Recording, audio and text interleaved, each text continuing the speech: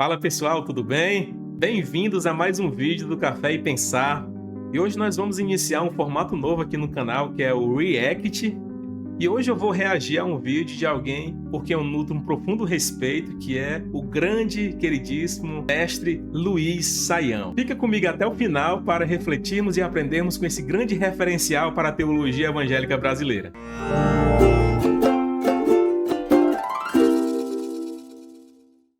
Para contextualizar um pouco vocês, o Saião fala sobre um autor dinamarquês chamado Søren Kierkegaard, alguém muito importante para a história da filosofia e da teologia.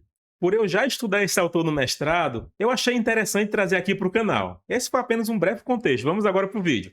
Um indivíduo que se revoltou contra o tipo de cristianismo que ele conheceu, e ele inclusive dizia que era muito influenciado por Georg Hegel, o grande filósofo historicista dos tempos. É interessante, queria logo só mencionar isso, porque o Saião vai mencionar a influência do Kierkegaard nesse projeto inicial de pensar a sua vida e a sua trajetória, que envolvem vários fatores. É interessante que ele menciona Hegel. Então fiquem atentos que eu vou mencionar ainda algumas questões a partir dos comentários que eu vou fazer do Saião durante o vídeo. E Hegel foi alguém muito importante, mas ele tem muitas críticas duras também ao pensamento de Hegel. Vamos lá. Modernos, E esse homem chamava-se Søren Kierkegaard. Era um dinamarquês que teve uma vida breve. Ele viveu de 1813 a 1855, apenas 42 anos. E o importante é o seguinte: se você quer conhecer mais sobre Bíblia, sobre teologia, sobre filosofia, você goste ou não de Kierkegaard, é importante saber que o seu pensamento, a sua abordagem em relação à filosofia e à teologia mudou toda a história recente do pensamento filosófico e teológico. E aí eu quero dar umas palavras assim essenciais, básicas sobre isso. Ele então, como um pensador muito ligado à fé e que abriu um caminho diferente, dizendo... É importante a gente mencionar algo. Nós não temos como extrair o Kierkegaard filósofo e o Kierkegaard teólogo. Então, muitas coisas se misturam no decorrer da sua trajetória. E a questão da fé, a sua vivência religiosa é algo muito importante também nesse início da sua caminhada. Então, o Saião ele já começa trazendo alguns pontos bem fortes, chamando a atenção. E isso é muito importante na nossa reflexão sobre esse autor multifacetado, mas de extrema importância também. Então, muito bom essa análise do Saião.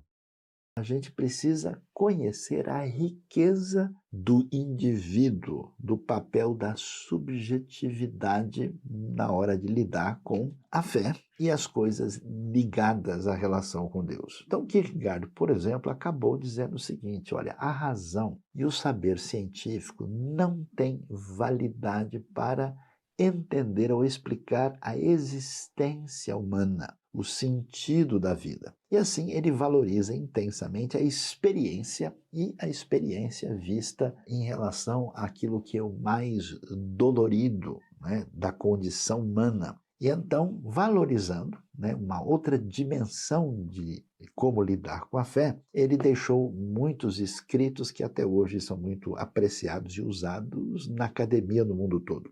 A proposta de Kierkegaard é que a existência não é redutível à lógica, ou seja, a lógica não consegue explicar essa dimensão humana. E então, o que ele disse? Ele disse que os seres humanos são divididos em 3 categorias. Ele diz, primeiro, surge o indivíduo que ele chamava de estético, ou seja, a pessoa que vive a vida despreocupadamente, simplesmente achando que deve fazer aquilo que acha gostoso na hora e não pensa em nada. Quando esse indivíduo cresce um pouco mais e começa a pensar, digamos, com um pouco mais de responsabilidade na vida, surge o que ele chamava do indivíduo ético, que toma suas decisões avaliando para ver se isso é correto ou incorreto, se é certo ou se é errado. Mas chega uma hora que isso não dá conta da vida. E ele então dizia que o indivíduo chegava a um ponto onde ele ultrapassava esse estágio ético da existência e chegava no que ele chama de estágio religioso.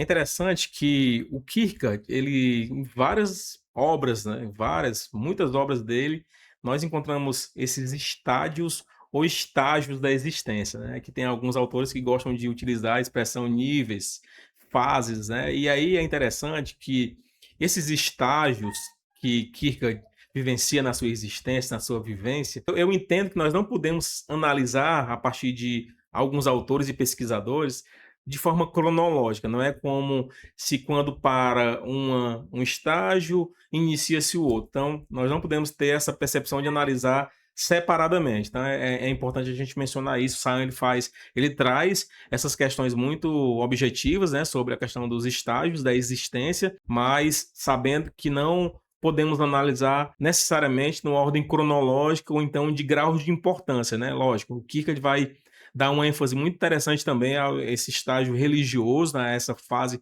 religiosa, mas nós temos graus de análise, né, a partir dessas três exposições que o Sion traz.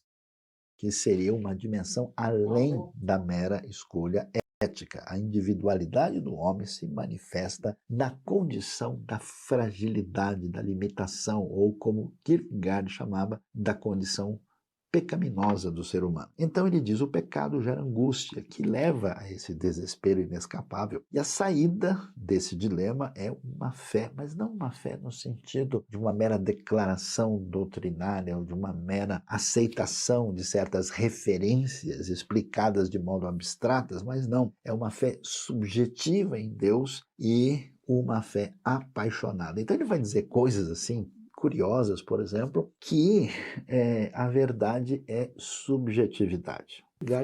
A verdade e a subjetividade, ela faz parte de uma reflexão que o Kierkegaard faz em várias das suas obras, e é uma categoria muito importante, porque a gente tem uma percepção de que essa ideia da verdade, e o Sion ele vai trazer algumas pontuações sobre isso, é algo muito relativo, né? Então a intenção aqui do Kierkegaard não é trazer essa perspectiva da verdade como subjetividade e trazendo verdades distintas, né? Mas trazendo o seu leitor para uma reflexão muito cara com relação ao que é a verdade, né? De fato, o que é a verdade, ele tem um grau de importância para o Kierkegaard muito fundamental. Então, é bom a gente se fixar nessa categoria do pensamento dele. A categoria da fé também é um pensamento muito caro para o Kierkegaard e para as suas obras, né? Então, nós vamos analisar isso durante a fala do Sayão. Dizia que morrer por uma verdade das matemáticas, morrer por uma verdade científica, ninguém faz isso. A pessoa morre por uma verdade que vale a pena morrer por ela. Aquilo que envolve uma paixão intensa, aquilo que envolve, por exemplo, não negar a sua fé, aquilo que envolve, por exemplo, algo como morrer por amor. Então, segundo ele, existir é crer. A verdadeira fé não está ligada à instituição, igreja, mas se relaciona com um estado de crise existencial constante. Não se trata de ter fé ou de conservá-la, mas de vivê-la. Contra Hegel e a visão totalizante de Hegel na época, que ele entendia menosprezar o ser humano, o homem. O que existe não é o conceito de sofrimento, mas sim pessoas reais que sofrem de verdade. Você percebe? De tal maneira, a teologia e o pensamento e a filosofia se tornou tão abstrata, racional e dominante que Kierkegaard é uma voz que se levanta para construir o que a gente pode dizer mais ou menos uma espécie de filosofia teológica do coração. Veja que interessante a expressão que o Sayão usa. Essa questão voltada para a filosofia teológica do coração é porque Kierkegaard ele é um autor prático, ele não pensa apenas a sua fé nos moldes abstratos, né? Inclusive ele critica muito essa questão especulativa, esse movimento especulativo. Obviamente o século XIX ele tem uma característica muito específica. Os pastores luteranos dinamarqueses eles tinham muito como pano de fundo da sua reflexão e da sua exposição Hegel. E aí surge uma dúvida, na verdade surge um questionamento muito claro se a crítica que Kierkegaard faz era a Hegel diretamente ou era aos hegelianos, ou os pós-hegelianos, na verdade. Então é muito interessante essas pontuações, mas de fato ele traz uma reflexão muito séria sobre essa questão de analisar a fé, analisar o Cristo, analisar a história do cristianismo e esse conceito de verdade apenas em uma perspectiva especulativa, abstrata. Então, Kierkegaard ele rompe com essa perspectiva somente abstrata, somente especulativa, em que as pessoas reduziam o conceito de fé e várias categorias a esses meandros limitantes, na verdade. Daí a gente observa uma dimensão interessante onde a subjetividade, onde a relação com a angústia, com a escolha e com a relação mais aprofundada da fé marca o pensamento dele, que vai mudar a história da filosofia, que a partir dele abre um caminho para a construção da chamada escola existencialista do pensamento. E mais interessante também, na história da teologia, a gente vai ter um novo caminho que vai, por exemplo, acabar minando muito do antigo pensamento teológico liberal e abre um caminho para a chamada teologia neo-ortodoxa, onde, por exemplo, um dos desdobramentos da influência de Kierkegaard está, por exemplo, na pessoa de Karl Barth.